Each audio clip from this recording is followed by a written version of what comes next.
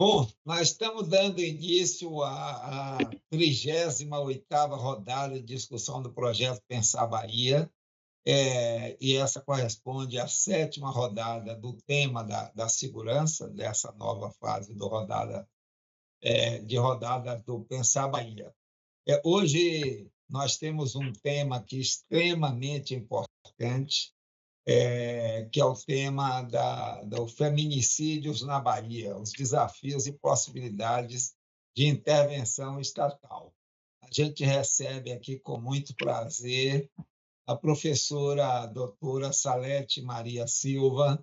Salete possui graduação em Direito, especialização em Gestão de Pessoas pela UFBA, mestrado em Direito pela UFC, doutorado em estudos interdisciplinares sobre mulheres, gênero e feminismos na UFBA e pós-doutorando em Direito com enfoque do gênero.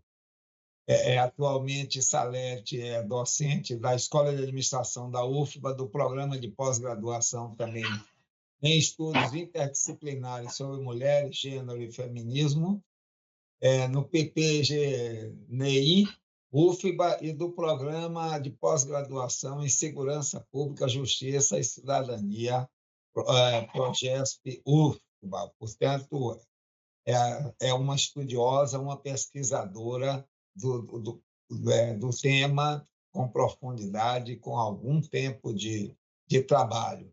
Mas, além de tudo, também a professora Salete é advogada com atenção especial na defesa dos direitos das mulheres e da população LGBTQIA+. Ela tem formação especial em direitos humanos, no GAJOP, Unicamp, e capacitação na mesma área pela Secretaria Especial de Direitos Humanos do Governo Federal. Tem formação em metodologia para incorporação da perspectiva de gênero do direito pela União Nacional de Juristas de Cuba. Bom, além disso, a professora Salete desenvolve pesquisas sobre a interface entre gênero, poder e políticas públicas, ou seja, um currículo bastante diversificado também, né, com amplitude, com a visão multidimensional, dedicando aos seguintes temas e campos de interesse: constitucionalismo feminino, gênero e poder, gênero e Estado, gênero e direito, gênero e cidadania, gênero e sistema de justiça, direitos humanos das mulheres, direitos para LGBTs, gênero e violência, assédio sexual e moral, especialmente, direito e transformação social. Além disso, aprecia, produz e publica literatura popular, que é muito interessante também, estabelecendo diálogos entre arte, direito e transformação social. É líder do JUS Menina, grupo de pesquisa e extensão em gênero, direito e políticas para a igualdade. Bom, a professora Salete, então, tem uma visão bastante ampla sobre essas questões da segurança, gênero, etc., e também tem a sensibilidade e aproximação com o popular, digamos assim, com a aproximação com as manifestações políticas, com as organizações sociais. Tudo isso dá a ela uma credibilidade muito grande para que ela possa conversar com a gente aqui sobre esse tema. Professora Salete, normalmente a gente faz as coisas da seguinte forma: a senhora tem o tempo que a senhora precisar dispor para fazer suas considerações. Depois, aqui a gente faz umas perguntas com as pessoas presentes e a senhora contesta ou faz observações e eu acho que vai produzir um conhecimento muito interessante e que vai ser muito também útil para a sociedade baiana. Muito obrigado pela sua presença e a senhora está com a palavra. Pode tocar o barco, como se diz aqui na Bahia. principalmente na Ok, profissão do senhor dos navegantes. verdade. Muito obrigada, doutor Edgar Porto. Eu estou aproveitando para testar o meu áudio. Estão me ouvindo bem? Conseguem me Tá ouvir e bom, me ver pode bem? seguir. Sim, Ok, tá ótimo. ok, perfeito. Então, gente, eu vou dar início agradecendo imensamente pela oportunidade, dizer que, de minha parte, é uma satisfação muito grande estabelecer esse diálogo com a SEI. Cumprimento aqui o doutor Edgar Porto, que está me apresentando, e que é uma honra tê-lo aqui nessa mesa de diálogo, por se tratar de uma pessoa que tem vasta experiência, né, na gestão, profundos conhecimentos, e é uma troca, eu aceito esses convites com segundas intenções, viu, doutor Edgar? E a primeira das minhas segundas intenções é aprender, né? É aprender trocando com quem está na gestão, com quem está nas diversas pastas. Eu imagino que essa temática ela possa interessar a todas as áreas, porque é um tema que transversaliza todas as secretarias, todas as pastas, né? E de modo que a primeira das minhas segundas intenções é vir aqui para trocar um pouco com vocês, para compartilhar saberes. Então, eu agradeço imensamente pela generosa apresentação. Cumprimento também a Aline Santos Silva, com quem eu pude estabelecer diálogo via e-mail, ela que está aí na condição de coordenadora do projeto, pensando esses aspectos relacionados à temática. Enésio de Deus também, meu colega doutor Enésio, né, com quem eu já tive oportunidade de dialogar em outros espaços, inclusive se tratar de alguém que compõe o mesmo grupo de pesquisa que eu, e todas as demais pessoas que estão aqui presentes, sejam elas profissionais que estão nesse momento no Estado exercendo suas funções, ou pessoas interessadas na temática. Então, eu vou dar início a essa nossa conversa, quebrando um pouco o protocolo. Eu vou pedir à Aline que, por gentileza, ela compartilhe a nossa tela. Como eu disse antes dessa gravação, eu estou participando de uma banca de seleção de mestrado profissional aqui na UFBA, que é um mestrado em Segurança Pública, Justiça e Cidadania, do qual eu sou docente, e é um mestrado que acolhe profissionais majoritariamente do estado da Bahia, tem turmas que são da Força Invicta, turmas que são ligadas ao TJ, turmas da Defensoria, da Magistratura, de várias áreas. Eu acho que é um campo também que pode interessar bastante para os profissionais do planejamento, mas eu estou dando essa notícia para vocês porque, em virtude dessas 2 últimas semanas colaborando com essa seleção, eu não tive como preparar um slide à altura da nossa audiência, né? Um slide com a quantidade de informações e de reflexões que eu gostaria de fazer. Então, eu construí um texto simples, básico, mas acredito que com questões que possam interessar a vocês, para que a gente possa realmente ter uma discussão, como é a proposta, né? Projeto Pensar a Bahia, e mais especificamente nesse momento que vocês chamam de rodada de discussões. Eu gostei bastante do tema, porque não é sobre conferência, não é sobre palestra, não, eu não vou adotar aqui uma postura professoral, né?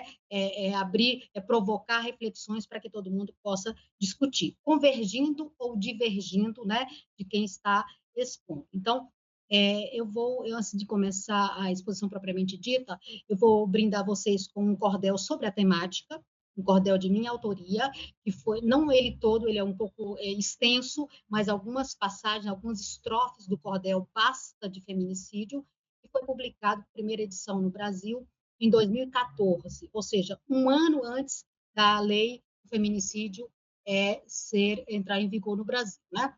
Então, ele começa dizendo: o Brasil, e aí eu uso aspas, o Brasil é campeão em matança de mulher, está na 7ª posição naquele momento, né? Está na 7ª posição, e você tem que dar fé que isso não pode ser. Quantas mais tem que morrer para tu meter a colher? E não venha com história de que é crime passional. Tenha respeito à memória de quem morreu afinal. É violência de gênero, e você não é ingênuo de negar no tribunal. E aí eu vou desenvolvendo conceitualmente, trazendo alguns casos, né? Chama-se feminicídio a morte de uma mulher, a exemplo do genocídio, cujo algoz faz o que quer, baseado no poder que ele julga deter para usar como quiser. É a máxima expressão da visão patriarcal, geradora da opressão e do machismo cultural presente nas relações e nas instituições desse país desigual. Acontece todo dia, do litoral ao agreste.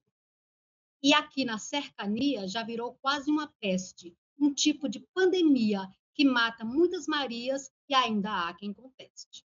Atinge qualquer mulher, da doutora à empregada, pois tem como pontapé a ideia equivocada de que o homem pode tudo, seja pequeno ou graúdo, ele mata e não tem nada. Todo mundo tem um caso para contar ou lamentar. Em curto ou médio prazo, outros irão se somar. Se não houver reação, luta e mobilização para essa história mudar. E aí o cordel ele é bastante extenso, então eu me detenho por aqui, mas se vocês tiverem interesse, ele está disponível no blog chamado Cordelirando, né? Portanto, vocês podem acessar. Ele é muito utilizado nas escolas, nas formações, né? Em oficinas, em associações, em ONGs, etc., porque ele vai, ao longo do texto, apresentando as os múltiplos fatores que concorrem para a manifestação dessa violência, né? E aí trazendo exemplos, né, relacionados à construção dos gêneros, né? E como que isso, quais são os mecanismos. Então, o cordel ele é uma forma de nós dialogarmos com a sociedade muito mais acessível, né? E que toca muito mais as pessoas do que propriamente os nossos artigos científicos, as nossas teses, as nossas dissertações. Não que elas não tenham o seu valor, mas para cada público a gente precisa trabalhar com linguagens as mais diversas. E na academia também é lugar de se fazer, de se utilizar a linguagem acessível, de se trabalhar com a estrutura da poética. Então, aqui, para dar início à nossa conversa, ou para continuar a nossa conversa, que eu iniciei com o cordel, me foi proposto falar sobre os feminicídios, e aí o plural é importantíssimo, né? Na Bahia, e aí eu propus esse recorte de tratar dos desafios e das possibilidades de intervenção do Estado. E aqui eu quero marcar intervenção do Estado, porque a sociedade civil ela vem intervindo, ela vem debatendo, ela vem discutindo, ela vem nomeando esse fenômeno há muitos anos, muito antes do Estado, né, se apropriar dessa discussão, muito antes do Estado nomear a partir de uma legislação e de instituir políticas públicas, da sociedade civil para o Estado, e essa questão é posta na agenda pública, né? Transformada em pauta e posteriormente em políticas públicas. Então, falar de desafios e de possibilidade de intervenção estatal vai exigir de mim uma capacidade de síntese muito grande, porque são múltiplos os desafios e as possibilidades são inúmeras. Então, mais adiante eu vou explicar por que eu quero focar na prevenção. Então, eu pediria a Aline que, por gentileza, passasse para o próximo slide, e agradecendo já de antemão por esse apoio. Pode passar, Aline. Por esse apoio, esse é o nosso grupo de pesquisa, para que vocês saibam um pouco do meu lugar de fala, né? Além de, aqui eu vou falar menos como advogada, menos como ativista feminista, menos como poetisa, eu vou falar um pouco mais como pesquisadora, estudiosa do tema. Então, aqui é o grupo de pesquisa JusFêmina, do qual eu faço parte, é um grupo vinculado ao CNPq, cadastrado, né, credenciado junto ao CNPq, funciona aqui na nossa universidade, Universidade Federal da Bahia. Muito antes da existência deste grupo, eu já lecionava, durante 10 anos eu lecionei disciplinas, eu me dediquei exclusivamente a lecionar disciplinas como violência de gênero e outra chamada violência contra as mulheres, porque nem todas as violências de gênero recaem sobre as mulheres, e sobre gênero e direitos humanos. Então, o grupo JusFêmina é um grupo de pesquisa e extensão, com muita ênfase para a extensão. Então, essa tarefa daqui de estar dialogando com vocês pode se encaixar nas atividades de extensão, que é compartilhar com a sociedade, né, de um modo geral, o que vem sendo produzido ali, com foco em gênero, direito e políticas para a igualdade. Pode passar, por gentileza. Então, assim, eu iniciaria falando um pouco da importância desse nosso encontro, né? A juventude usa muito um verbo chamado demorou, né? Eu quero brincar com vocês falando um pouco de que demorou bastante para ter a oportunidade de dialogar com a SEI, porque a gente já consome bastante o material, né? E muito estimuladas por Enésio também, doutor Enésio, que compartilha conosco, né? Material que está disponível no Instagram, que está disponível no site, que nos estimula bastante a valorizar, né, e a socializar. Então, a gente já adota muitos dos insumos dos produtos da SEI e de outras secretarias, mas sobretudo da SEI. Então, assim, essa conversa, nós estamos estabelecendo ela agora, virtualmente, mas ela já existia antes, porque o material a gente se debruça bastante sobre algumas produções da SEI, né? Então, quero destacar aqui a importância dessa superintendência de estudos, né, econômicos e sociais na Bahia, e especialmente esse projeto Pensar a Bahia, porque não se faz política pública sem produção de conhecimento, né? Sem geração de dados, sem reflexão e sem monitoramento e análise do que foi feito, inclusive por N razões, mas basta elencar algumas delas, né, para não haver desperdício de dinheiro público, para não haver tiro no escuro, para não se investir sem saber para onde está indo, né? Então, por isso que é tão importante uma superintendência que cumpra esse papel dentro de uma secretaria de planejamento. Então, aqui eu quero louvar a importância, quero destacar a importância, reconhecendo o mérito, o valor, né? E a função de cada pessoa que trabalha na SEI, seja como alguém que está na posição de gestor ou gestora, técnicos e técnicas concursados, pessoas que, porventura, estejam estagiando aí, e dizer que vocês são um espaço de interlocução importante para nós da academia, para a sociedade civil de um modo geral. Então, como eu falava, produzir estudos e dados e, portanto, insumos para construir ou para aprimorar o que já está sendo executado é muito importante. Mas é mais importante ainda se essas políticas, né, elas derem o devido crédito. Se gestores e gestoras das mais variadas pastas, para se resumir, se o Estado da Bahia estiver fazendo uso desses estudos, desses dados, desses insumos, né? Porque ninguém pesquisa porque sim. Então, são conhecimentos estratégicos, né? Se for uma pesquisa científica, é uma ciência endereçada, é um estudo, né, do campo das ciências aplicadas, e que, portanto, políticas públicas necessariamente têm que ser feitas com base em evidência. Essa não foi sempre a tradição brasileira e de outros países da América Latina, mas tem sido cada vez mais uma exigência técnica, tanto das agências de fomento multilaterais, né, como o Unicef, como o o braço da ONU que trabalha com direitos humanos, né, a ONU Mulheres, enfim. Então, é uma exigência de trabalhar com políticas públicas fundamentadas em dados, em evidências científicas. Não basta só as evidências, os dados sem uma análise também não adianta, né? Então, o diálogo entre nós, comunidade acadêmica, e vocês da gestão, que também, em grande medida, são acadêmicos e acadêmicas também, ou estão, ou foram, ou passaram pela academia, é muito importante porque há um aprendizado mútuo, né? Trocas infrutíferas podem surgir aí, e especialmente ações colaborativas voltadas para o desenvolvimento da Bahia, nas suas múltiplas dimensões. Aqui nós estamos falando do desenvolvimento humano, quando falamos de feminicídios, né, violências, nós estamos falando aí de uma falha do Estado, né, em enfrentar a questão desse fenômeno. Então, o debate barra discussão, e aí eu coloquei um destaque para a discussão, como já falei no início, né, doutor Edgar, e de mais pessoas aqui presentes. Eu enfatizei a discussão, porque eu quero mesmo discutir com vocês, trazer reflexões para que vocês ponderem e verifiquem se tem validade, se tem aplicabilidade, se é útil, se é razoável para o que vocês estão fazendo aí na SEI.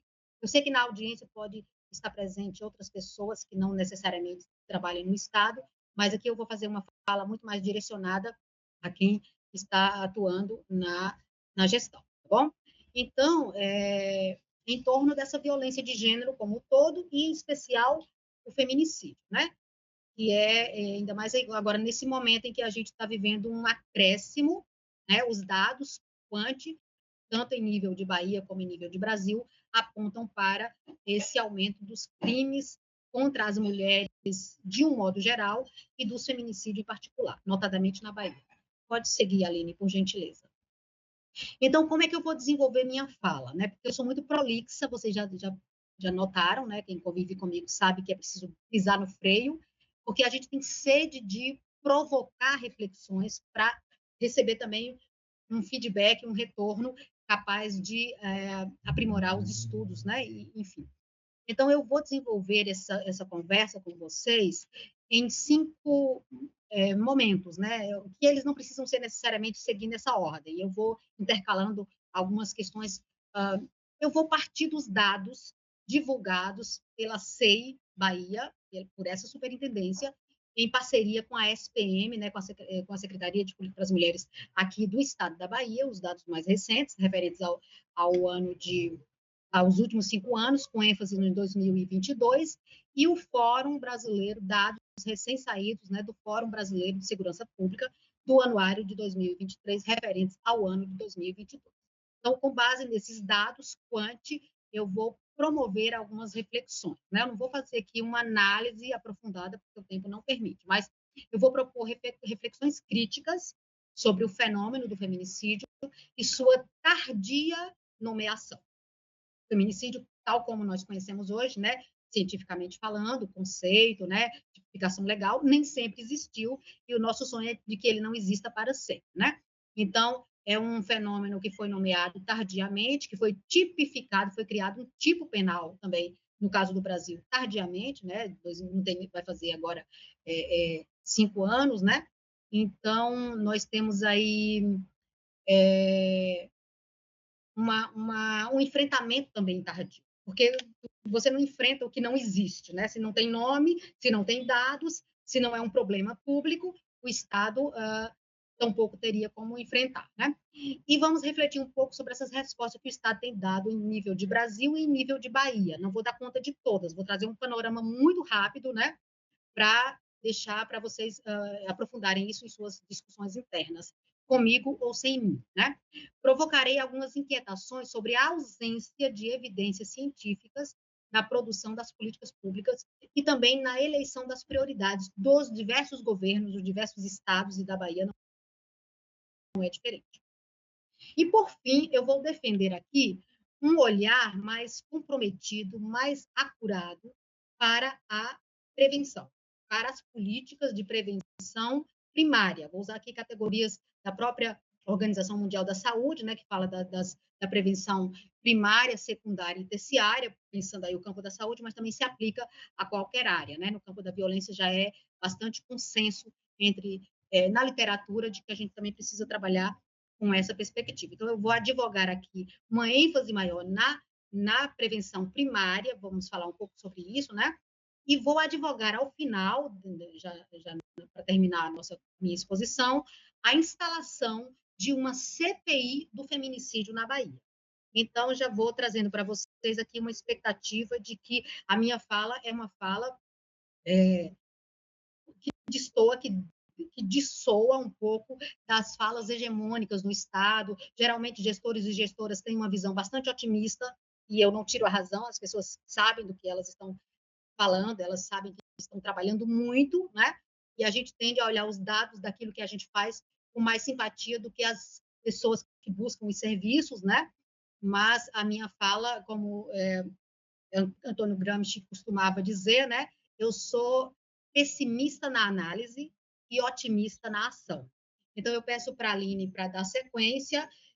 Rapidamente, eu não vou destrinchar esses dados, é do conhecimento de quem está aqui na sala. Se não for, eu convidarei vocês a entrar na página da SEI e da SPM também, para conhecer de maneira mais pormenorizada, porque ali tem um infográfico que a SEI está divulgando, e a SPM também, e tem texto também analítico, né, da lavra dos técnicos e técnicas aí da SEI, e aqui eu quero antecipadamente render reconhecimento aos esforços de Jadson Santana, Alex Santos, Evaldo Simões, Urandi Freitas, não sei se a pronúncia é Urandi ou Urandi, e Maria Carolina Anjos, que produziram um texto, né, um texto base, para discutir esses dados, né? É um texto muito interessante, eu reconheço o trabalho dessas profissionais. Tenho algumas divergências com algumas pequenas passagens da análise deles, mas é um texto super válido, super importante, e aqui eu destaco a importância de ter técnicos e técnicas engajados nesse sentido. Então, números da Bahia entre 2017 e 2022. Pode passar, Aline, por gentileza. Como eu disse, não vou destrinchá-los. Algumas pessoas acham que os números falam por si, e não, os números não falam por si. É preciso colocar lentes analíticos críticas, teórico-conceituais, para a gente desvendar o que dizem os dados, considerando que os próprios dados eles ainda não traduzem, eles nunca traduzirão, né, um retrato fiel da realidade, eles são uma aproximação, porque aí são os eventos criminosos que chegaram ao conhecimento do Estado, então são dados que a SEI e a SPM sistematizaram à luz do que forneceu a Secretaria de Segurança Pública do Estado da Bahia, referente aos anos de 2017 e 2022, e demonstra aí aquilo que já é um padrão que se repete em pesquisas anteriores em outros estados e em nível de Brasil, né? É um crescente, é um contínuo, né? E aí demonstrando feminicídio 1 a cada 4 dias, né? Fala aí sobre o perfil das vítimas e também dos autores, né? Dessa violência, traz um pouco aí um retrato de que essas mulheres, elas são majoritariamente mulheres que estão em situações de risco, né? E o racismo é um fator de risco preponderante, porque elas são majoritariamente negras, então não dá para pensar feminicídio, né? Sem uma perspectiva de gênero interseccional, e então traz uma série de dados relacionados à idade, distou um pouco de outros estados, de outros municípios, né? Enquanto que em nível de Brasil, e, por exemplo, no DF, por exemplo, prevalece mulheres mais jovens, aqui na Bahia, nesses últimos anos, a predominância é sobre mulheres maduras, entre 30 e 50 anos, vamos arredondar o número, né? E aquele padrão do feminicídio íntimo aqui na Bahia ainda é bastante forte, né? Companheiros, ex-companheiros, né? E que familiares, então um feminicídio íntimo cometido por pessoas do convívio ou das relações íntimas e familiares das vítimas, né? Aí vocês veem um crescente, né? 74 feminicídios em 2017, aí é de toda a Bahia, né? E chegando em 2022 com 104 números, né? Como digo, é um número aproximado, porque há muita subnotificação, né? E há muitos crimes que não foram categorizados como tal por falhas inúmeras no sistema. Não há nenhum transfeminicídio, nenhum lesbofeminicídio ou lesbocídio entre os catalogados, né?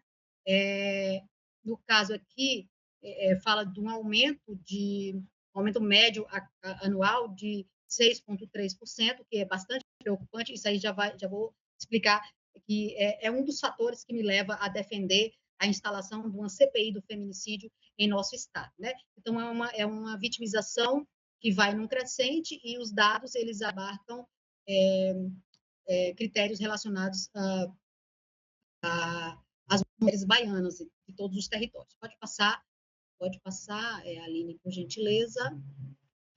Então, aí mais detalhamentos, né, sobre os instrumentos que vitimizaram essas pessoas. Aqui prevalece a arma branca, como em vários outros estados do Brasil, e a pesquisa recente também do Fórum Nacional de Segurança Pública vai nesse mesmo sentido. Em segundo lugar, vem as armas de fogo, né, e outros instrumentos relacionados com a asfixia, com espancamento, etc. Então, assim, os dados também demonstram, e aqui eu faria um parêntese, né, porque o dado está falando assim, a motivação, né, o móvel do crime, né, e aí fala que majoritariamente foi passional.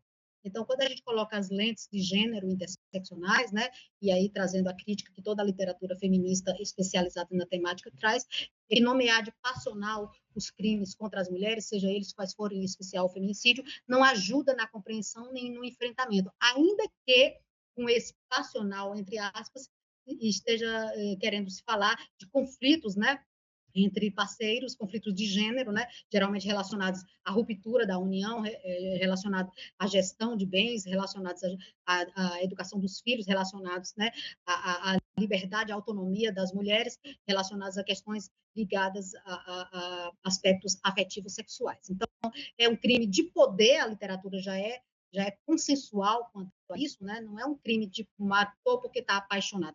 Óbvio que nós sabemos que o conceito de paixão ele tem N conotações, inclusive nós podemos tipificar o típico crime de paixão hoje no Brasil que a gente poderia identificar é o crime entre torcidas organizadas. Ali é um crime passional, né? Envolve questões ligadas à disputa, né, de poder, um crime entre milícias. Então, você tem algum elemento de paixão ali, né? De interesse, de alguém que pode argumentar que perdeu o controle porque estava disputando ali uma vitória ou estava questionando uma derrota. Aqui nós estamos falando de crimes de poder, né? De um ânimo de superioridade masculina sobre a vida das mulheres, cujos corpos, cujas existências elas são tidas como inferiores, as mulheres valem menos. E isso fica estampado, isso fica evidenciado quando a gente olha para a organização sociopolítica e econômica do nosso país. Por isso que a gente diz que a desigualdade de gênero, né, que essas violências também, elas são estruturais e estruturantes. Elas estão na ordem, na organização da nossa sociedade, né? Ou seja, quem ocupa os cargos de poder, né, seja na esfera econômica, política, militar, religiosa, né, no campo da ciência, em que pese algumas áreas tem muitas mulheres, mas as mulheres também existe uma divisão sexual e racial e social do trabalho, no trabalho científico, etc. Então, eu faria só essa observação para a gente ter o cuidado na hora de fazer a análise, não reproduzir o discurso do passional, né, se for utilizado, inclusive em defesa dos algozes, né, legítima defesa da sua honra, né. Aí fala também, em segundo lugar, brigas intrafamiliares, que também envolve o poder nas relações de gênero, né, pais para com as filhas, de irmãos, de genros, de cunhados, né, familiares, agregados, aderentes, etc., né, vizinhos. Então, a gente vai pensar aí na perspectiva da Lei Maria da Penha, né, que não está restrita às relações entre marido e mulher. Pensando aí também o texto da SEI, que avalia esses dados, fala também sobre uma violência, né, entre mulheres, e fala assim, apesar de essa ser uma violência de gênero, ela acomete uma mulher lésbica, digamos assim. Então, eu dispensaria esse apesar, né, porque entre mulheres lésbicas também se expressa a violência de gênero, apesar de que não nas mesmas proporções entre relações heterossexuais, né? Então, eu vou passar para no debate eu explorar melhor isso, né?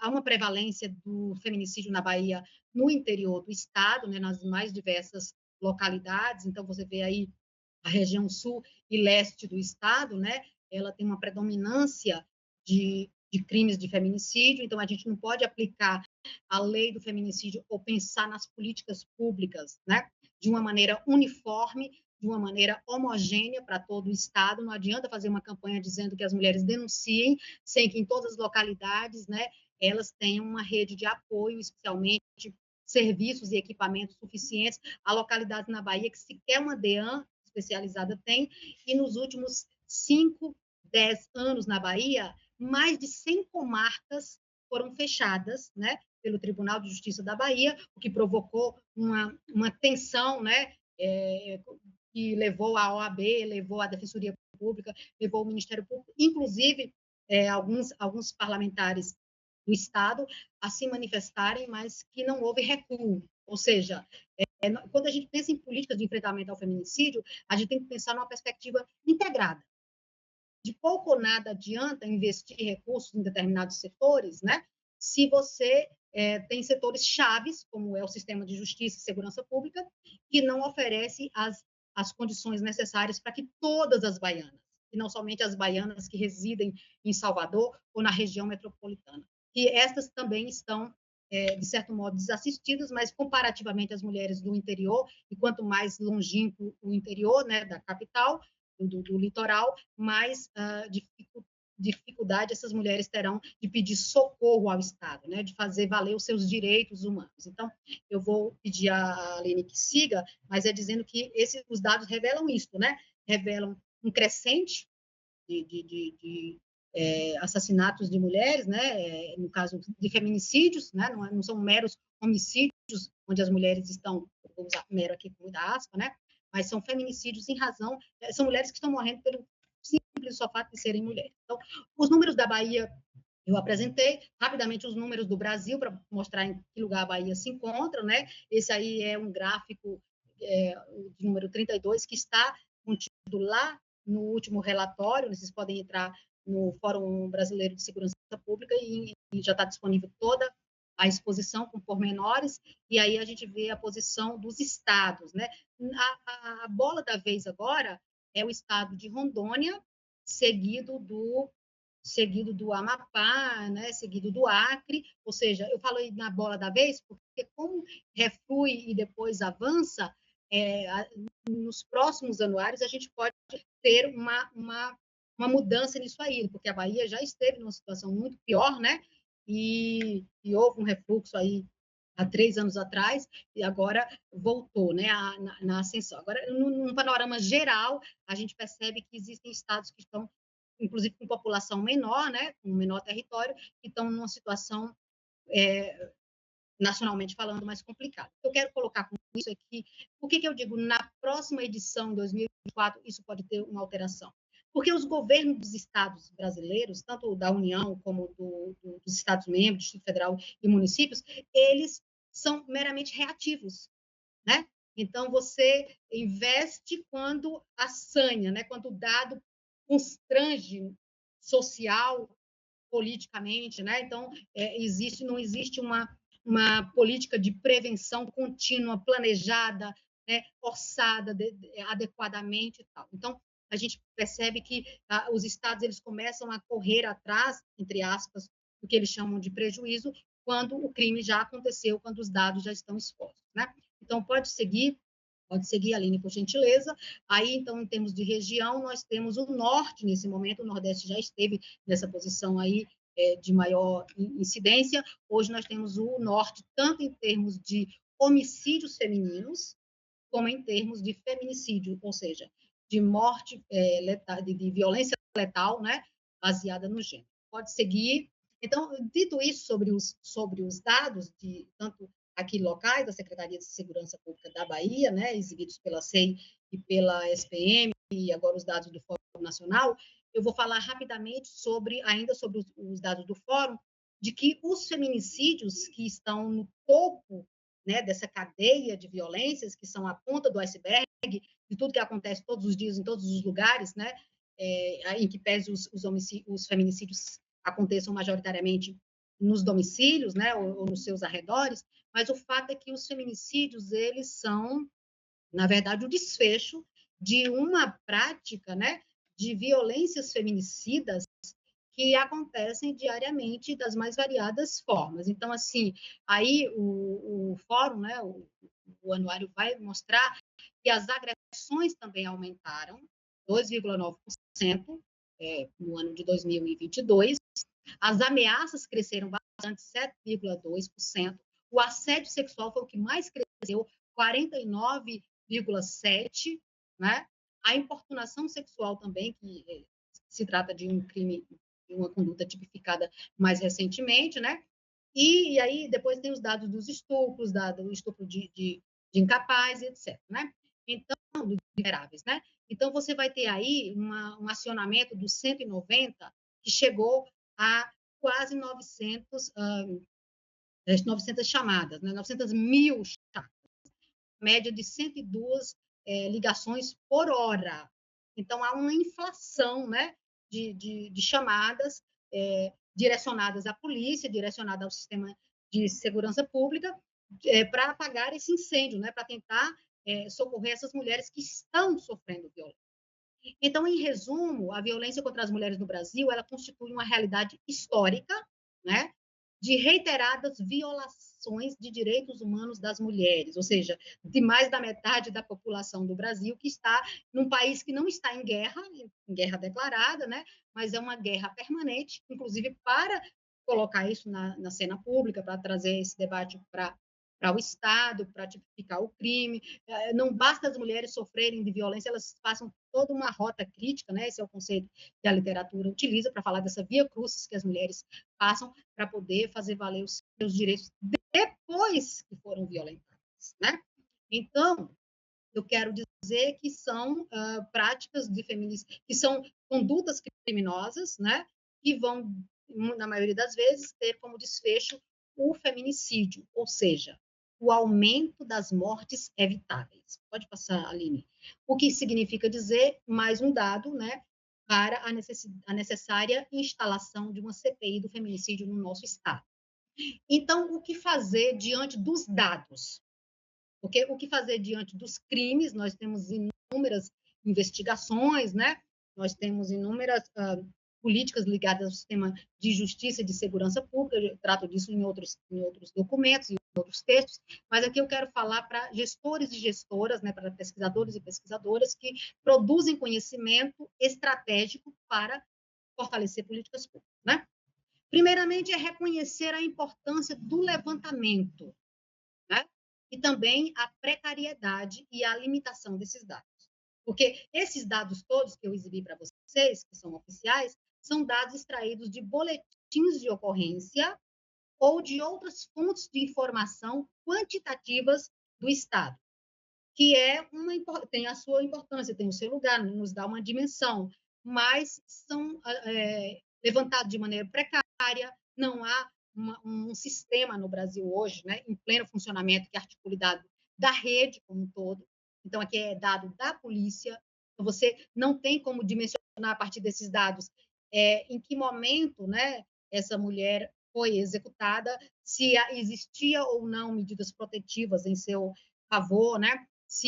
Como é que se deu, se ela buscou, aí nós teríamos que investigar através dos processos judiciais dos feminicídios tentados ou consumados, né? Então, seria uma pesquisa complementar, porque ela nos daria mais insumos para a gente pensar aí qual foi essa rota crítica, né? Onde que o Estado falhou para chegar ao ápice dessa violência. Então, assim, reconhecer a importância desse levantamento, o papel desses e dessas profissionais que fizeram esse esforço de catalogar, de fornecer, de disponibilizar, mas dizer que são precários e limitados, inclusive em termos de produção. Cotejar os dados, os discursos políticos, e aqui não só de quem é gestor ou gestora, mas também de quem vai fazer campanha esse ano para prefeituras dos mais variados municípios, né? Os discursos e as políticas, ou seja, as ações, os programas, né, que estão sendo implementados. Então, a gente tem que cotejar esses dados aí de maneira crítica e interdisciplinar. O direito sozinho não vai dar conta, a psicologia, os estudos relacionados com o serviço social, que trabalha bastante políticas públicas, que são as áreas que estão presentes na Lei Maria da Penha, para pensar as equipes multidisciplinares, mas a literatura mais recente, ela já vem, em nossas pesquisas também, vem demonstrando que não é suficiente esse campo. A geografia para trabalhar georreferenciamento, políticas públicas para a gente identificar a localidade, porque esses feminicídios, eles têm uma dimensão de territorialidade muito grande. Então, não é a mesma coisa uma mulher ser assassinada em Salvador, onde tem uma casa da mulher brasileira, e aí fica e tem uma série de serviços, equipamentos, etc., diferentemente de uma mulher que sequer teve condição de registrar, né, a primeira denúncia. Então, a gente não pode pensar uma política universal para um Estado tão gigantesco como é a Bahia, sem levar em conta aspectos ligados à territorialidade e perceber as especificidades desses crimes, né? Perceber as especificidades e as diferenças, né, econômicas, sociais, né, de formação escolar e etc., dessas vítimas, suas identidades de gênero, né, suas orientações sexuais, etc. Os autores também, porque os dados majoritariamente vêm apontando que são pessoas negras, pobres, com baixa escolaridade. Então, não adianta fazer política de enfrentamento sem associá-la a políticas de prevenção, de inclusão, né? De inclusão dessas pessoas, porque a gente sabe que, em que pese algumas intelectuais usarem o termo, o feminicídio é algo democrático. Gente, não vamos utilizar palavras positivas para fenômenos negativos. O feminicídio não é democrático. Não se fala em democracia quando se fala de violência. O feminicídio ele se expande como um tentáculo em todas as classes sociais, mas nem todas as mulheres experienciam essa violência feminicida da mesma forma ou têm as mesmas condições de pedir socorro, né? Ou de deixar rastros que comprovem essa situação. Então, assim, perceber essas localidades e a ausência ou não de políticas públicas. Aí eu coloquei assim, vídeo interior da Bahia. Quais desses feminicídios que estão nesses dados aí, não dá para a gente ver quantitativamente, mas teríamos que fazer uma pesquisa quali, né? Quais dessas mortes todas são evitáveis, né? Em alguma medida. Por quê? Porque pelo menos todas essas mulheres são vítimas de violência simbólica ao longo de suas vidas. Os homens também, porque a violência simbólica não é algo que atinge somente as mulheres. A construção das masculinidades, né, negativas, masculinidades violentas, elas também constituem uma espécie de violência simbólica contra os próprios homens. Então, assim, vide o interior da Bahia. Se essas mortes aconteceram em localidades onde comarcas foram fechadas, nós teríamos elementos para pensar que o TJ se equivocou. Entende? Eu estou colocando aqui como uma hipótese. Nós, como pesquisadores e pesquisadoras, não podemos desprezar nenhuma hipótese, né? E aí, em localidades onde não existe DEANs, onde as delegacias comuns ainda não têm profissionais capacitados de maneira contínua, porque não basta uma oficina de 4, 8 horas, uma vez a cada ano, etc. E com planejamento, para saber o que aquelas pessoas estão fazendo com o conhecimento que elas construíram, né? Conhecer cada vez mais o fenômeno. O que fazer com esses dados? Conhecer cada vez mais o fenômeno, seus contextos, as respostas estatais, né? Identificando os mais adequados e os minimamente mais exitosas, né, respostas, tanto em nível nacional como internacional. Pode passar, Aline, por gentileza. Nós temos vários exemplos de políticas exitosas dentro do Brasil e fora do Brasil, especialmente na Latinoamérica, porque a Latinoamérica é a faixa geográfica, né, geopolítica do mundo, onde incide o maior número de violência letal contra as mulheres, e nós aqui não só produzimos conhecimento científico, como temos respostas, né, interessantes, mas o fato é que em todos os estados, e no Brasil não é diferente, o investimento em prevenção ele é pífio. E quando é feito, ele é feito sem planejamento, não existe acompanhamento, não há monitoramento de prevenção. É muito difícil acompanhar política de prevenção, mas não é impossível, né? Então, um feminicídio é realmente um problema complexo. As respostas para ele precisam ser respostas complexas, né? Respostas que articule atores diversos, instituições diversas, abordagens diversas. Não dá para repetir sempre a mesma resposta e requentar sempre a mesma cantilena, né? Quando, na verdade, não tem dados, não tem indicadores para mostrar se deu certo ou se não deu certo, né? Então, conceitualmente falando, todo mundo já conhece, não vou repisar isso, né? Aquele consenso na literatura de que o feminicídio se refere à morte de uma mulher pelo simples e só fato de ser mulher e que vai, portanto, constituir uma violência letal que se perpetra em razão do gênero. Esse é um consenso na literatura. Porém, como nós enquanto pesquisadoras, né, contra-hegemônicas, nós não temos que nos satisfazer com a literatura hegemônica, nem mesmo do nosso campo. E aí, numa pesquisa que eu publiquei há um ano atrás, numa revista, um caderno universitário da Universidade Autônoma do México, né, que tem uma das maiores expertises nesse campo, eu fiz a seguinte observação. Dizer que o feminicídio é uma violência contra a mulher, uma violência letal contra a mulher, pelo simples só fato dela ser mulher, não explica a matança, né, das mulheres migrantes, a maioria de mulheres negras sendo assassinadas, mulheres pobres, indígenas, trans, não explica, porque são outras experiências, né, de feminilidades e nem só de gênero vivem as mulheres. Então, eu estou propondo aí uma nova conceituação, uma nova definição, uma perspectiva interseccional do feminicídio, né? Em que eu vou falar assim, essa abordagem acima, ela seria suficiente e adequada se todas as vítimas de feminicídio tivessem as mesmas trajetórias, as mesmas condições socioeconômicas, as mesmas experiências de vida e tivessem sido expostas à violência feminicida ao longo da sua vida de uma mesma maneira, fazendo com que outros fatores não tivessem qualquer relevância, como raça, etnia, classe, orientação sexual, identidade de gênero e outros marcadores, né? Então, a posição social das mulheres é um fator de risco para o feminicídio.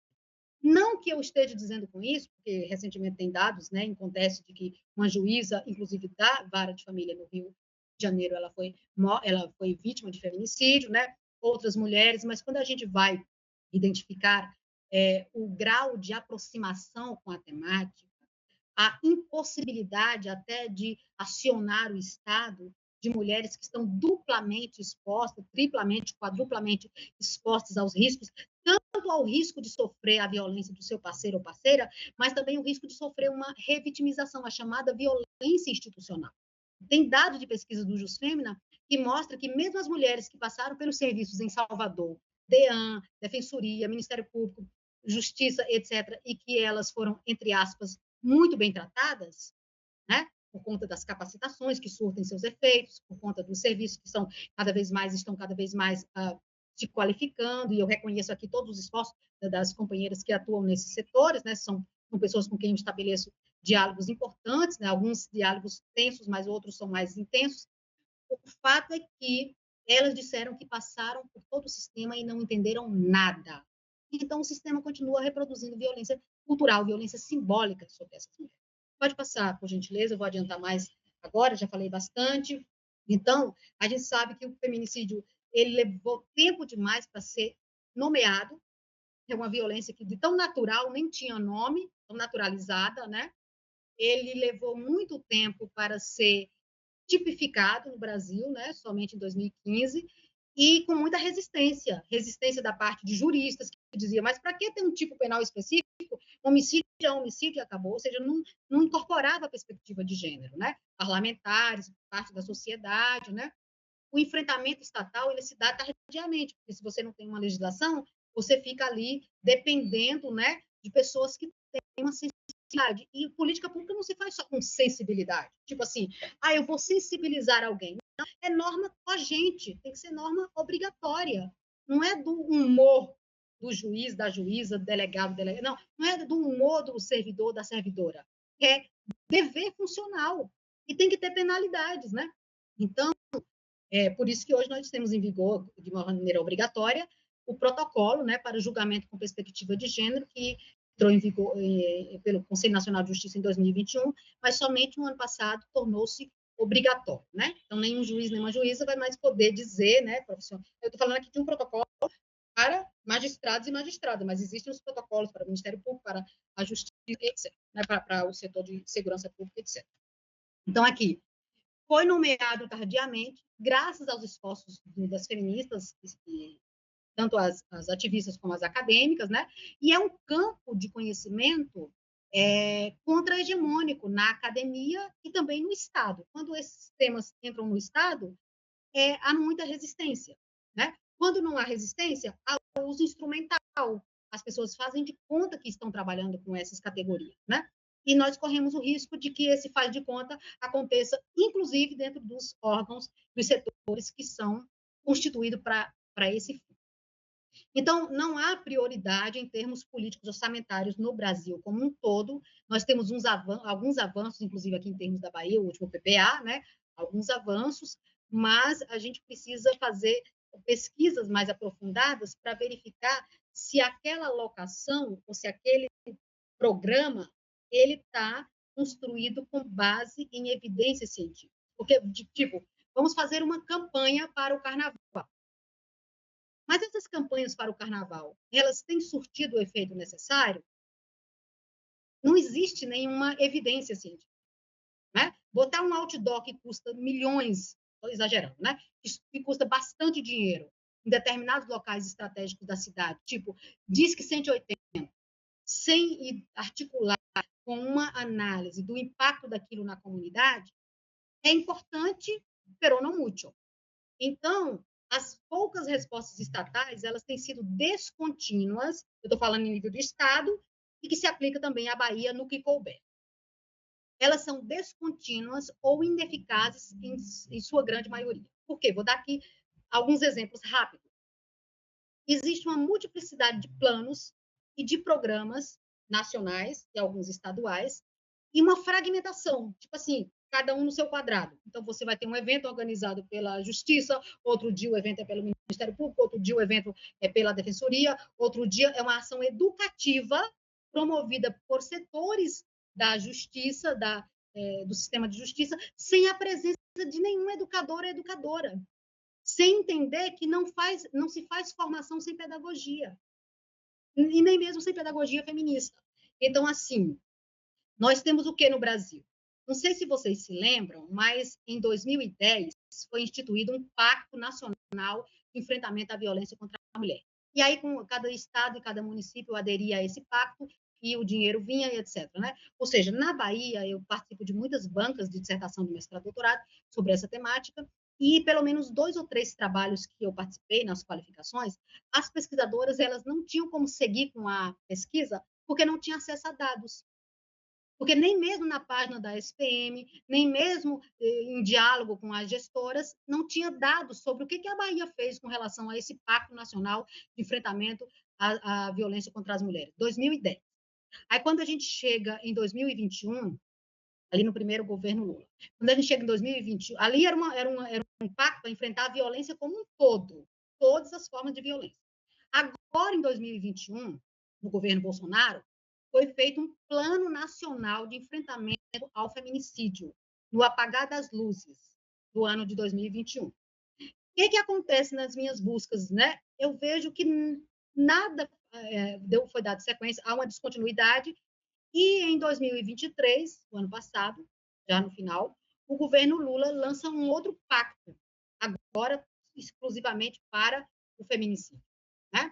Então, esse pacto exclusivamente para o feminicídio não dialoga com o anterior e, por sua vez, não dialoga com o outro e não há insumos, não há avaliação.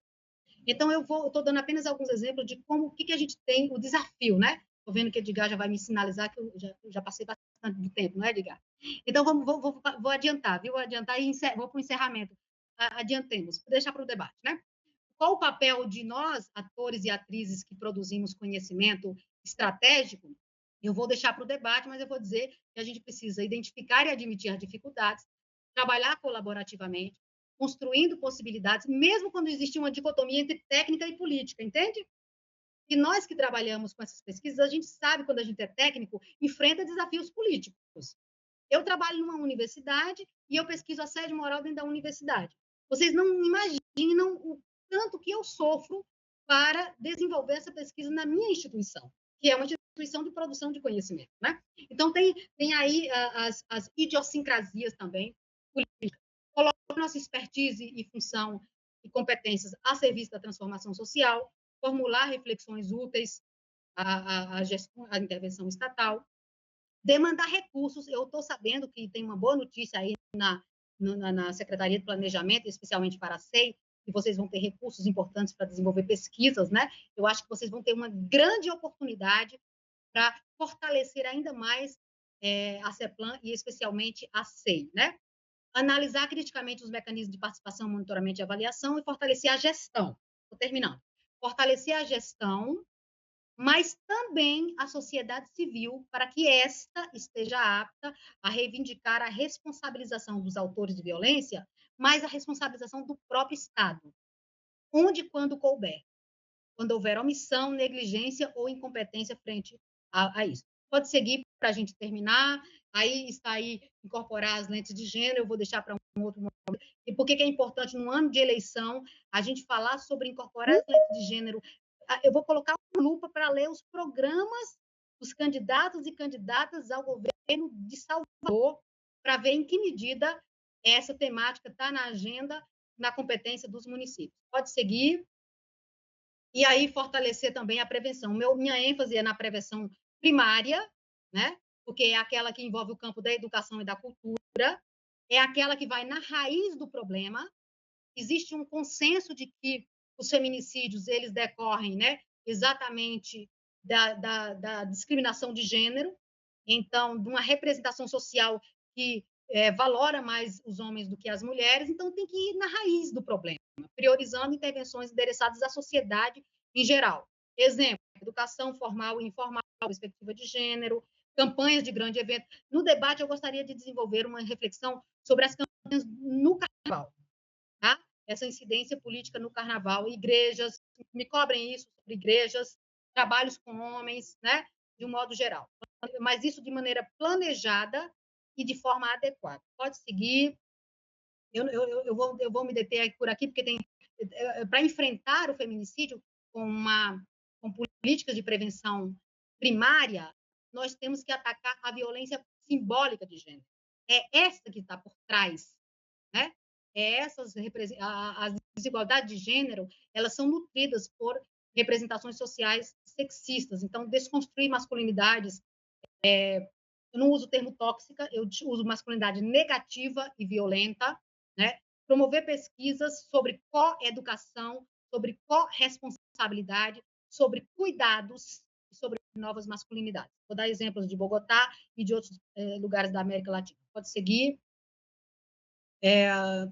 aqui são questões que eu já toquei rapidamente. A prevenção secundária, que é aquela que precisa focar em determinados grupos vulnerabilizados, ela vem sendo feita na Bahia, e é importante. Mas ela está sendo trabalhada de maneira focal, com aqueles grupos, precisa ser aprimorado, né? Grupos vulnerabilizados pelas mais variadas razões, mas então, são pessoas que estão em situação de risco, mas elas são mais ligadas à assistência social e à saúde. Pode seguir. E as políticas de prevenção terciária, que envolvem Secretaria de Segurança Pública e o sistema de justiça, é o que mais tem na Bahia e em todos os outros lugares do Brasil. Ou seja, é quando o crime já aconteceu. E aí a gente precisa pensar onde é que nós estamos falhando, porque se conseguimos alcançar essa mulher e oferecer para ela tudo aquilo que a Lei Maria da Penha promete, tudo aquilo que as políticas públicas prometem, nós podemos evitar um feminicídio. Né? Pode seguir, eu já estou terminando, segue. Aí eu digo assim, volta só um pouquinho, Aline, só um pouquinho.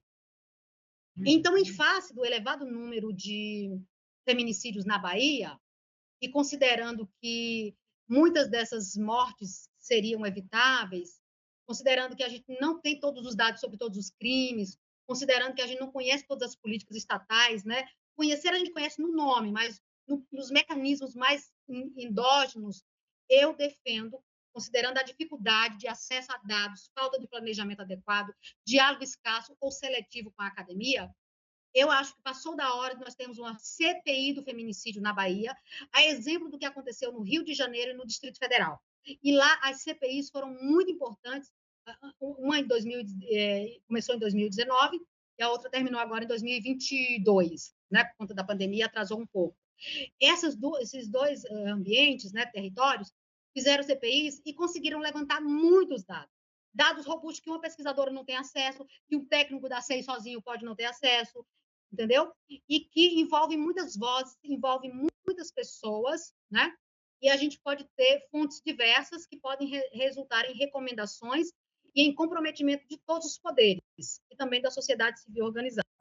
Mas essa defesa da CPI pode ser aprofundada numa outra rodada de discussão. Então, agora eu termino mesmo, pode passar, Aline, com essa frase de Leonardo Boff, que eu gosto muito, que é uma frase que nos obriga a exercer a humildade também. Ele disse que ninguém vale pelo que sabe, senão pelo que faz daquilo que sabe.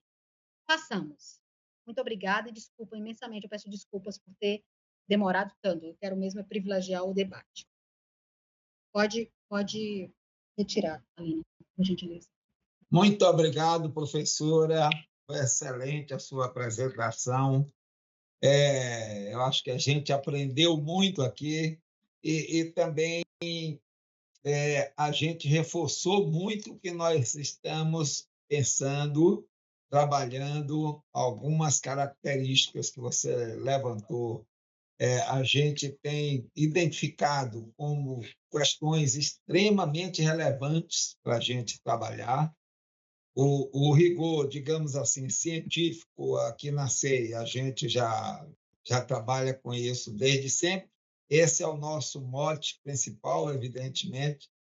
Agora, tem outras questões de caráter colaborativo nas discussões, da multidimensionalidade, da multidisciplinaridade, da participação social, enfim, a nossa plataforma é uma chama Seicolab, que é uma plataforma colaborativa, e isso eu senti que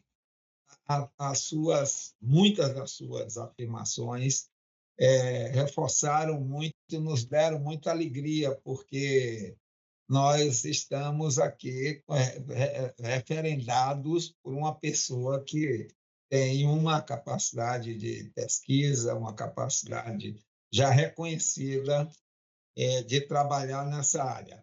É, Enésio está querendo a palavra, quer fazer uma pergunta. Enésio, por favor. Claro. É, Enésio, primeiro, eu estou agora sim.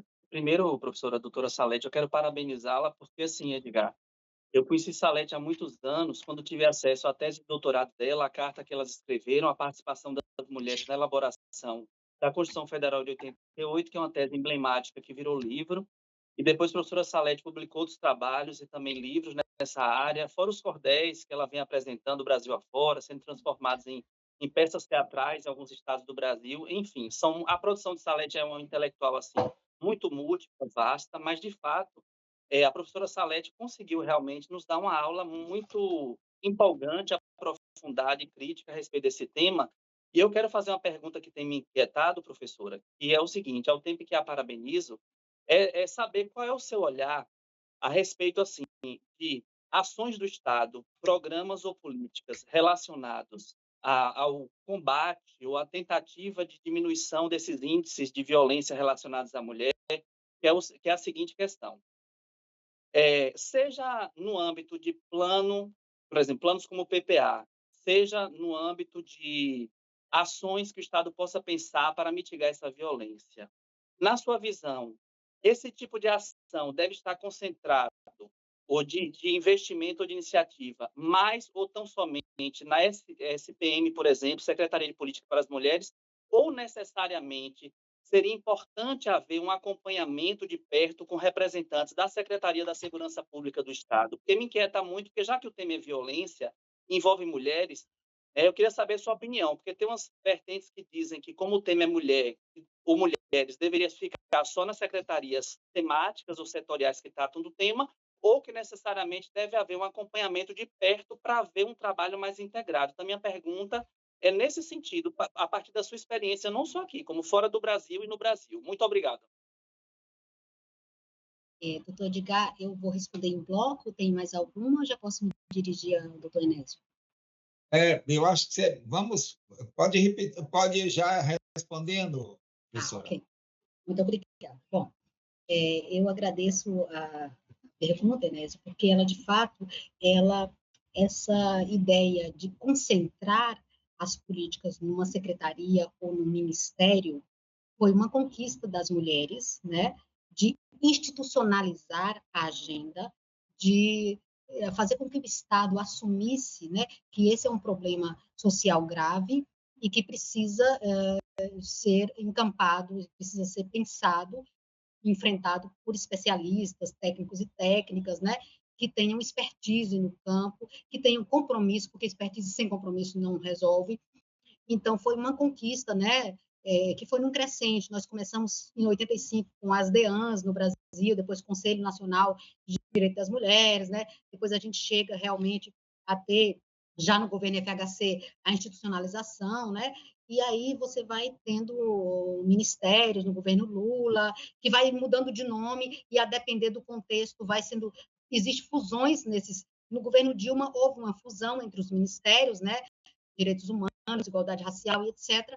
Mas é muito importante ter uma secretaria, uma superintendência, ter um espaço, né, dentro do organograma do Estado que a gente reconheça como competente e responsável por pensar, por articular essa discussão. Agora, na hora de enfrentar um fenômeno complexo como é o feminicídio, por exemplo, nós não podemos dizer que existe monopólio de fala, que existe monopólio de compreensão. Porque, como dito, a literatura tem demonstrado que o feminicídio é um fenômeno complexo e a resposta há que ser complexa. Uma pasta sozinha, e geralmente no Brasil, nos estados em geral, as secretarias de mulher, os ministérios de mulher, os ministérios dos grupos socialmente discriminados, né, minorizados, são os que têm menos recursos. Recursos humanos, recursos financeiros, infraestrutura, etc. Então, assim, um problema de violência envolve necessariamente a pasta de violência, mas envolve também a pasta de educação, mas envolve também a pasta de cultura, mas envolve também a pasta de saúde.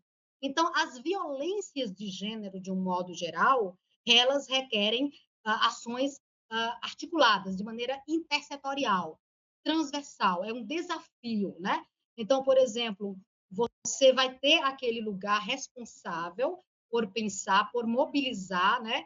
Por impulsionar as discussões, mas na hora de gerir, cada vez mais, em outros países, inclusive, você tem comitês gestores de alguns programas e você articula todos os atores centrais, todos os atores principais. Então, por exemplo, se a gente compreende que o Estado ele não pode ter um nicho onde apenas aquelas pessoas se importem com gênero transversaliza todas as pastas, então a gente vai convencendo cada vez mais as pessoas de que não há que terminar com a secretaria, ao contrário, ela tem o seu status, tem o seu valor, ela tem a sua importância, mas não se trabalha violência com recursos pífios.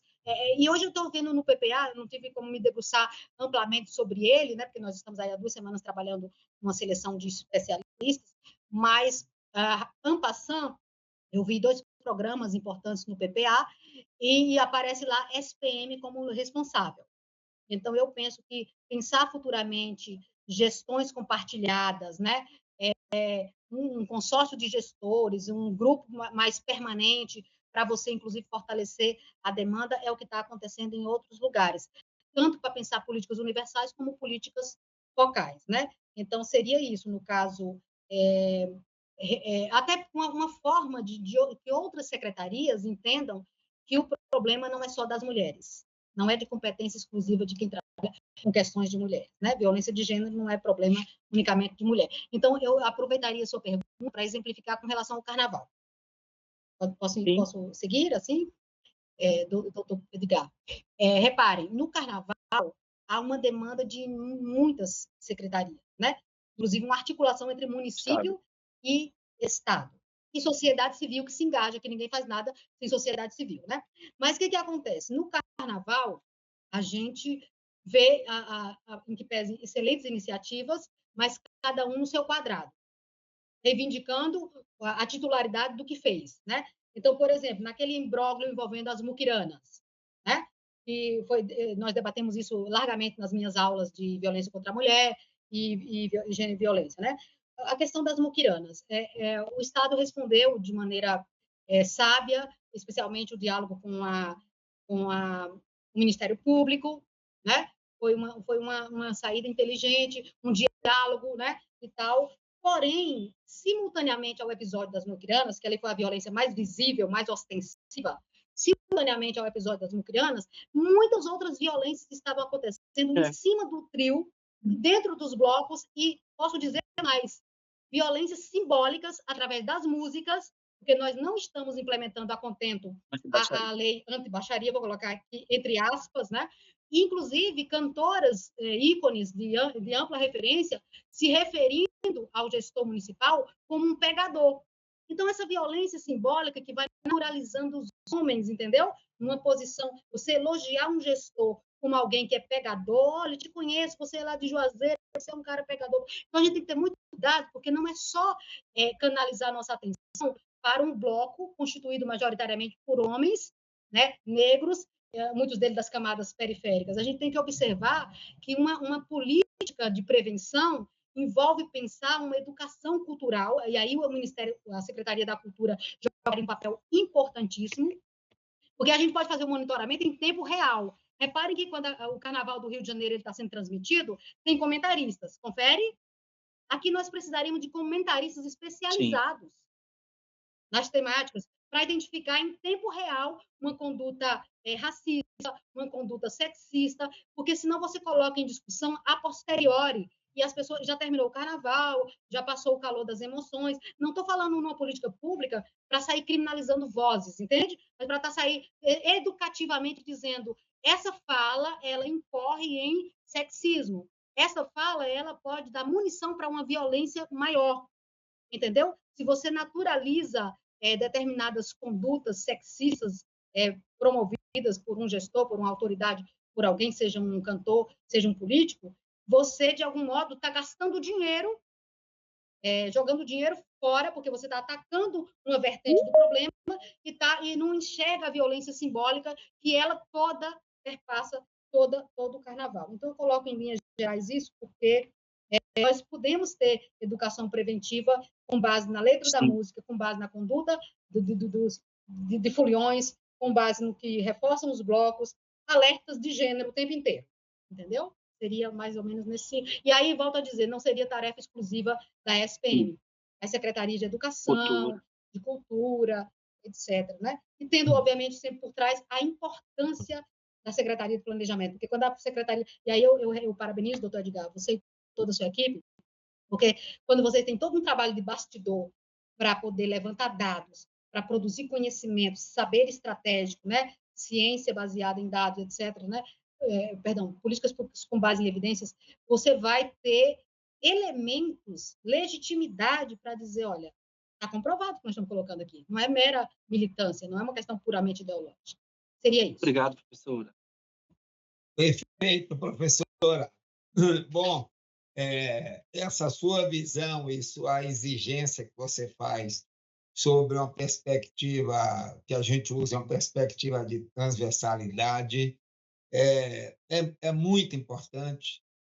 A gente tem batido muito nessa questão porque a estrutura, digamos assim, administrativa dos executivos, tanto no nível municipal, como estadual e como federal, é de uma tendência à fragmentação significativa.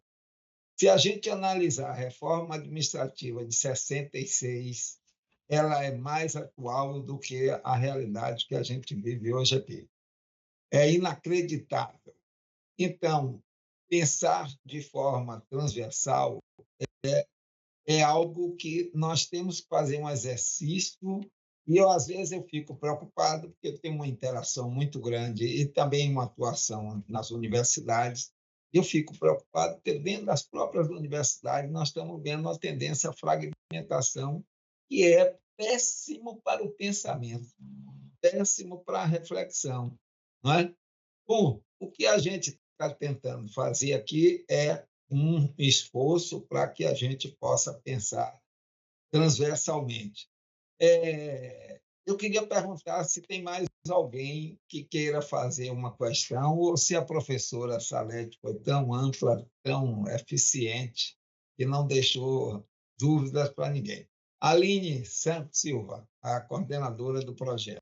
Boa tarde, professora Salete. Queria agradecer, né, por aceitar nosso convite, vir expor aqui todo o seu conhecimento, dos seus anos aí de pesquisa, e perguntar, assim, fiquei em dúvida, você falou que não usa mais a questão de masculinidade tóxica, por que não?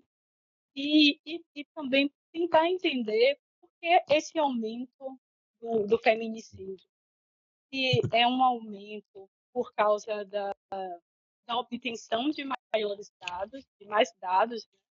Ou se é realmente um fenômeno mesmo que está aumentando. E a gente vê, assim, pelas notícias, que não parece ter uma tendência a uma queda nesse número de feminicídios. Então, assim, saber por que não usar mais por que a senhora não usa masculinidade tóxica, e também entender o porquê desse aumento, né, desse crime.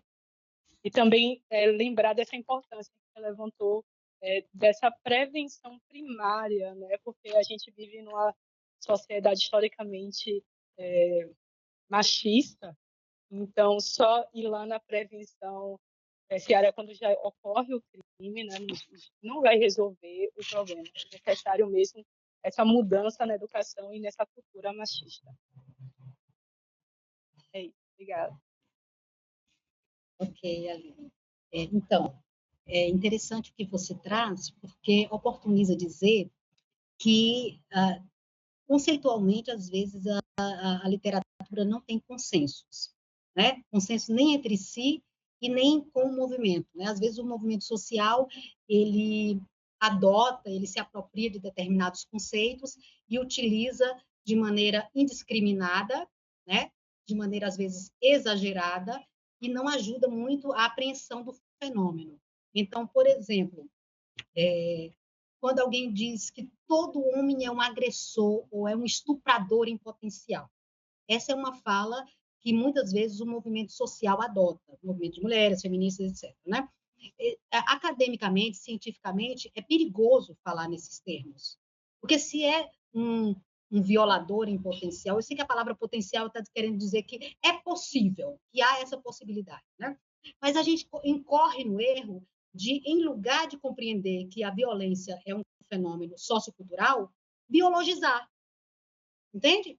Biologizar e muitas vezes patologizar ao dizer masculinidade tóxica, né? E aí um termo que se utiliza muito nos movimentos sociais, né?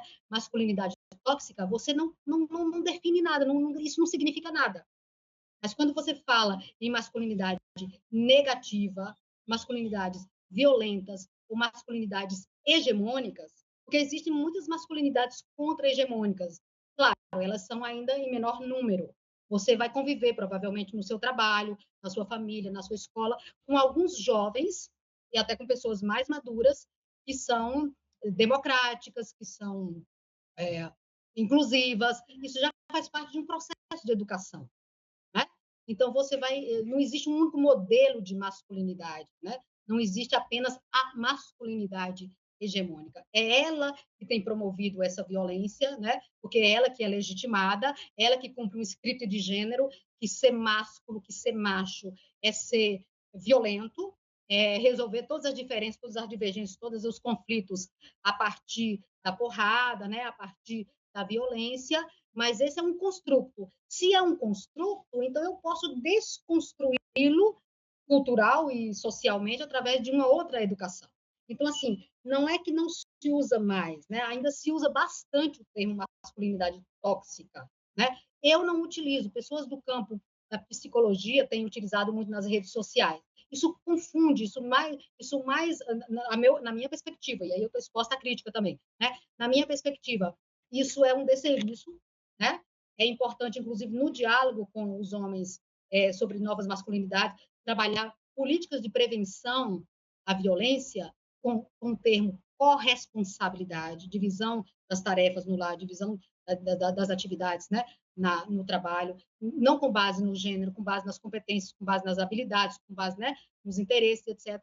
Então, assim, corresponsabilidade, coeducação, uma ética do cuidado que envolva os homens, né, e não uma postura que etiquete, né? Como às vezes se usa o termo branquitude como fins de acusação, entende? A gente, todas as vezes que for usar um termo, e aí a gente, claro, tem que estudar sobre branquitude, mas usar esse termo como você está constatando uma realidade de privilégios, né? Então, o debate sobre masculinidades hegemônicas, aquelas que são estimuladas socialmente, mas dizer que nem sempre que ninguém nasce violento, que as pessoas nem sempre foram violentas e não precisam ser violentas para sempre. Isso abre uma janela de intervenção do Estado, né? Uma janela de compreensão, uma janela de intervenção em que há uma grande probabilidade dos homens serem parceiros.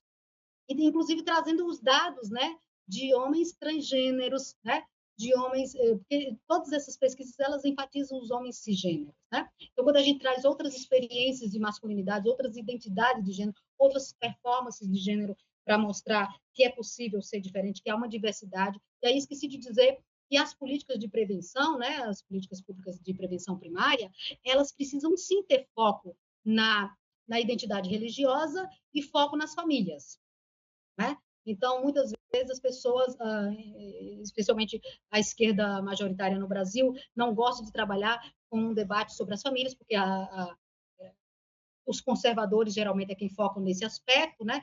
Mas a gente pensar que se essas mortes estão acontecendo majoritariamente nos domicílios, se elas envolvem majoritariamente maridos, ex-maridos, pais, irmãos, etc., não dá para pensar política de prevenção que não pense as múltiplas formas de vivenciar a família e envolver e engajar todas essas famílias, né?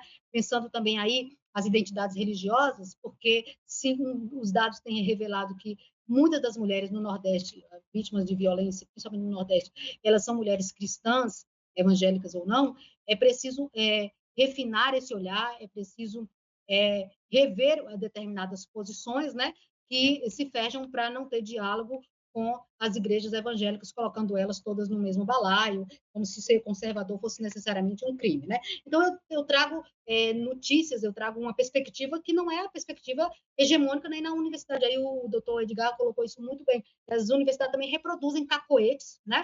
Reproduzem determinadas práticas que não deveriam, porque é um locus de produção de conhecimento, mas existe disputa de poder, né? Então, é importante a gente pensar que, de fato, e quanto ao aumento, né, não há um consenso, né? Há quem diga não há aumento de feminicídio. O que há são formas mais sofisticadas de identificar, porque agora você tem, né, a lei do feminicídio, agora você tem o formulário que trata dos fatores de risco, agora você tem a lei da notificação compulsória, que nem sempre está sendo utilizada, né, no serviço de saúde, agora você tem outros mecanismos. Mas quando a gente fala de aumento, a gente está falando de aumento comparativamente aos dados dos anos anteriores.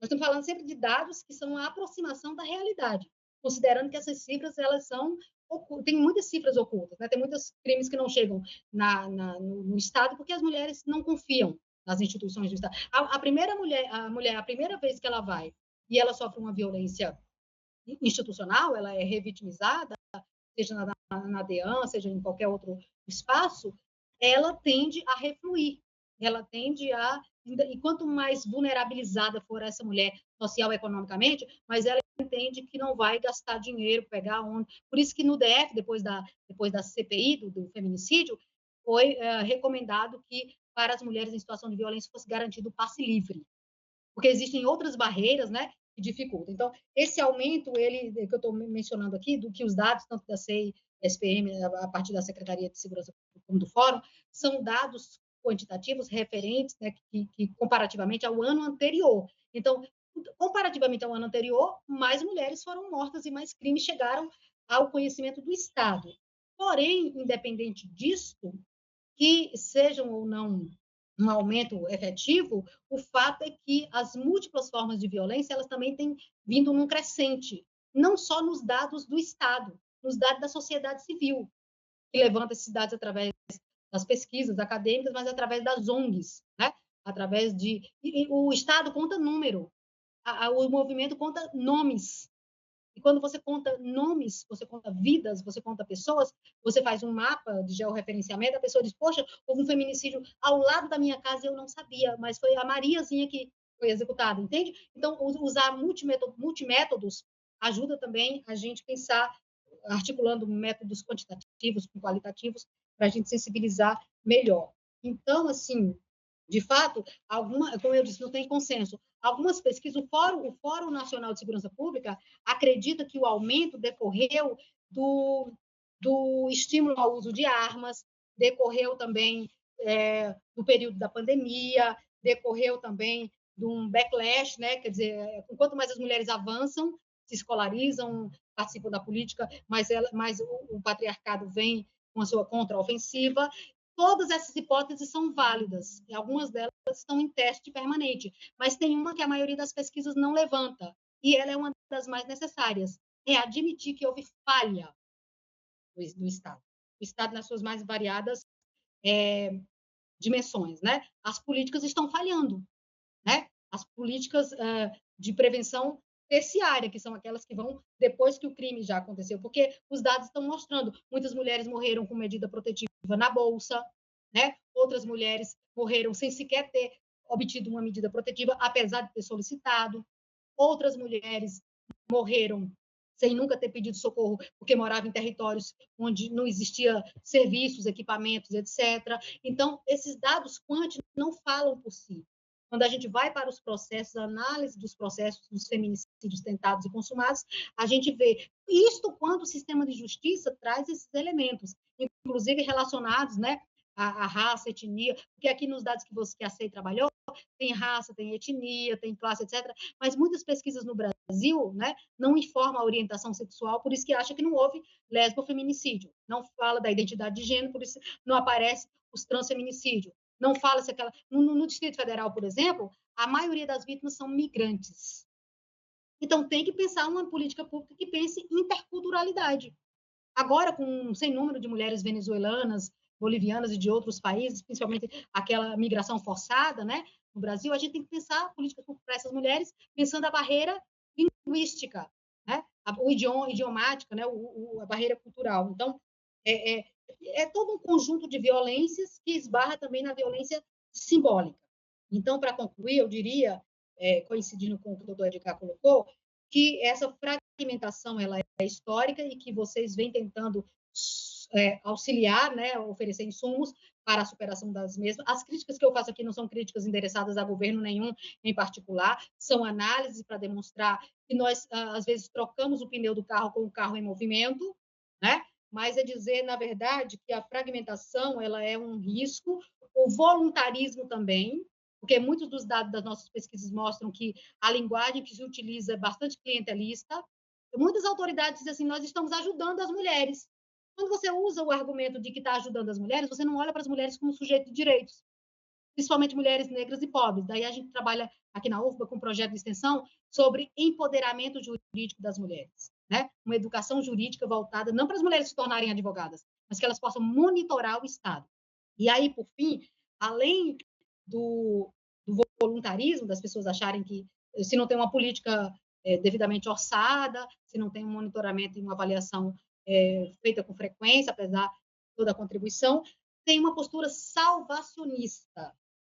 Né? Já vi em São Paulo uma promotora de justiça que renunciou ao trabalho no Ministério Público para se candidatar a deputada e o slogan da campanha dela era: quem salva uma, salvará todas.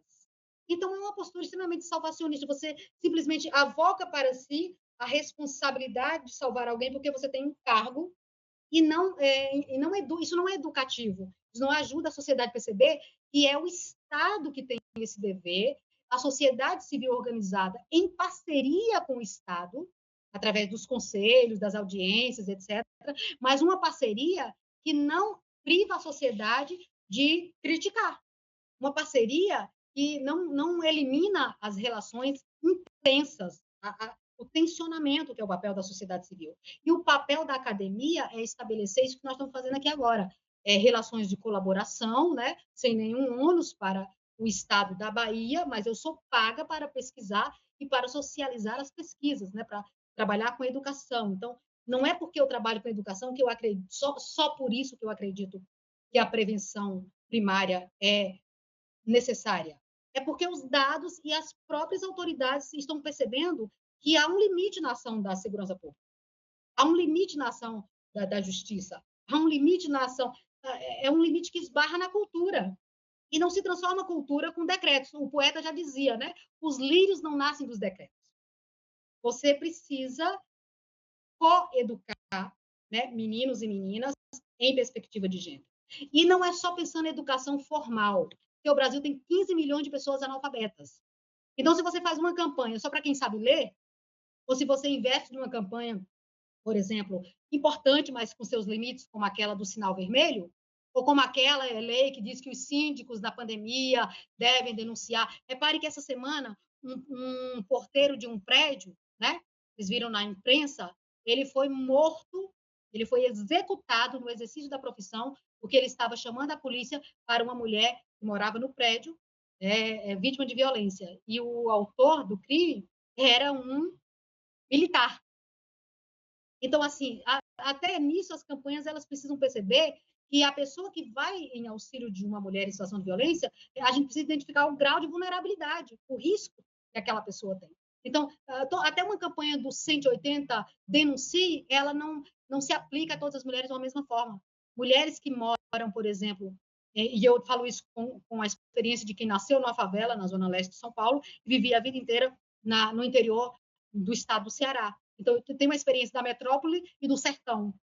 Então, quando você vive numa zona dominada pelo tráfico, chamar a polícia, você está em risco com relação à violência do seu parceiro, mas muitas vezes a chegada da polícia ela pode ter um efeito contraproducente. Então, nós precisamos de políticas focais, pensando a realidade específica daquelas mulheres do campo. Os dados da Bahia mostram que a maioria das violências acontecem na zona urbana, mas isso pode também ser decorrente do fato de quem está na zona rural ou quem está nas periferias ou nos municípios interioranos onde não tem recursos para chegar até o serviço, não ter como sequer notificar.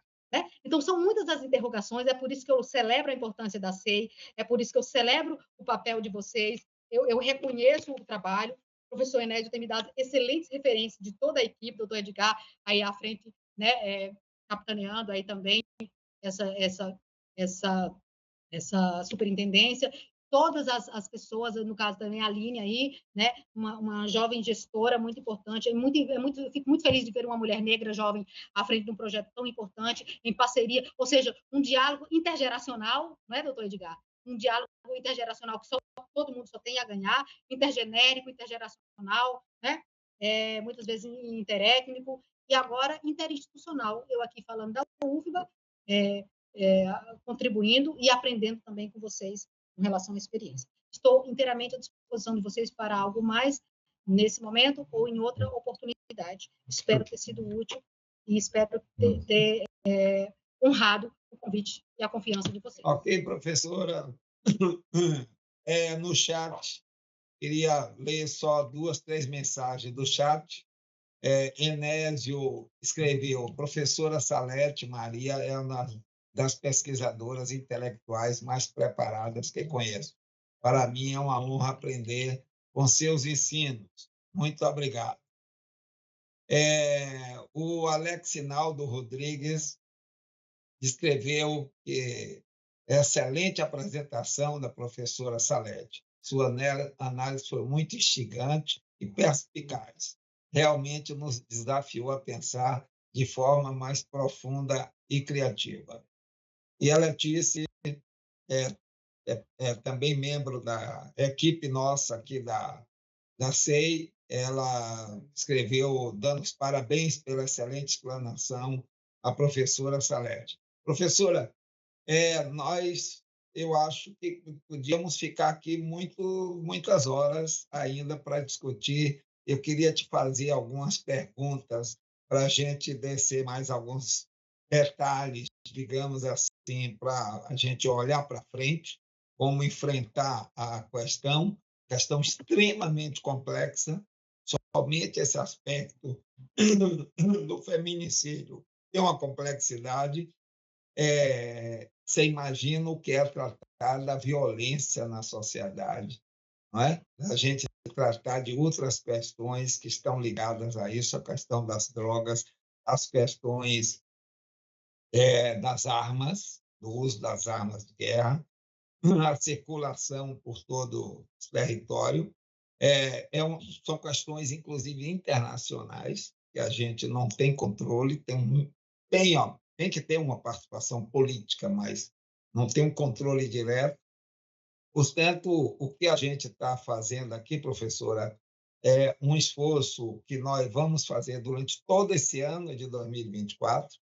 Nos comprometemos com o grupo que está trabalhando no programa Bahia pela Paz, para que a gente apresentasse, ao fim desse primeiro semestre, umas primeiras descobertas, umas primeiras constatações, as primeiras construções de conhecimento sobre as rodadas desse semestre, mas ao final do ano a gente apresentasse uma visão mais de totalidade da questão da violência, pensando uma visão transversal, uma visão de totalidade das questões que passa pelo viés da formação histórica, pela formação social, econômica, cultural da sociedade, pela, digamos assim, hegemonia de uma visão capitalista, neoliberal, que estimula a competitividade, o consumo, as desigualdades. Então, nós temos que compreender tudo isso inserido dentro de um processo geral. Bom, nós podíamos ficar muito tempo, mas também, se a gente não se conter para que a gente possa facilitar o acesso, nós já estamos a 1h50, e eu queria te agradecer a sua presença aqui. Gostei muito do seu cordel. Pergunto se a gente puder, em algum momento, divulgar esse cordel, se você pudesse autorizar e mandar ele por escrito, tá certo? Queria agradecer também as referências que você fez para a SEI.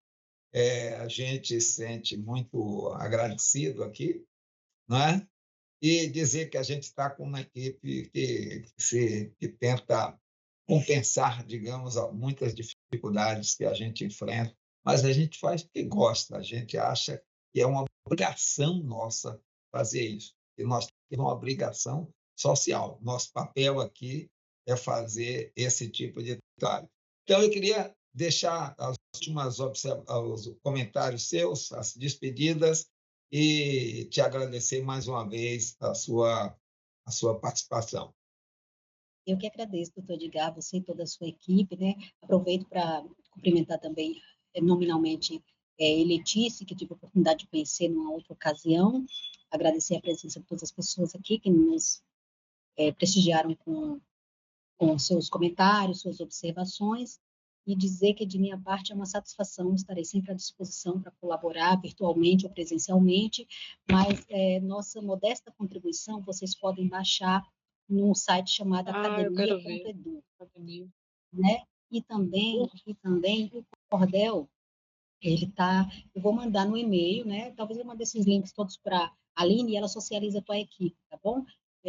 Façam uso, Open Access, né? Esse ano de 2024, nós estamos completando 30 anos de publicação de cordéis, trabalhando na perspectiva da educação popular, né? Empoderamento jurídico das mulheres, mas de outros grupos sociais, a gente trabalha com pessoas idosas, LGBTs, etc., pensando em cordéis sobre racismo, sobre LGBTfobia, sobre vários temas, né? Que é uma forma da gente, inclusive, desconstruir aquela empáfia do mundo acadêmico, né? Que fala de maneira parnasiana, hermética, etc. Né? Então, eu parabenizo vocês pelo trabalho, volto a dizer, o que vocês produzem aí é muito importante para nós, como educadores e educadoras. Eu agora estou na escola de administração, né? Eu fui removida para lá semestre passado, estou trabalhando bastante lá na outra unidade, eu trabalhava exclusivamente com violência contra as mulheres, políticas públicas de gênero, agora estou trazendo a perspectiva de gênero para administradores e administradores, estudantes que serão futuramente gestores e gestoras, e estou aprendendo bastante com colegas e com vocês também. Então, eu reconheço o valor da SEI, eu penso que esses eventos fortalecem muito o que vocês estão fazendo, sei que a equipe ela é bastante diversa e que isso é muito rico para as discussões, e vou continuar divulgando o que vocês produzem entre colegas. Leve meus cumprimentos, por gentileza, para a sua equipe, toda ela, e especialmente aquelas pessoas que eu citei nominalmente com relação ao artigo que eu li, que era uma análise do texto, e sigamos em contato. Bom, de boa tarde. Muito obrigado. Muito bom te ver por aqui, viu? Igual, ele disse. E atenção, a gente vai ainda te procurar muitas vezes. Você fez uma apresentação dessa, portanto, você não vai ficar livre de nós. Muito obrigado, Salete. Um abraço. Aline, muito obrigado. Foi maravilhosa a rodada. Meus parabéns também.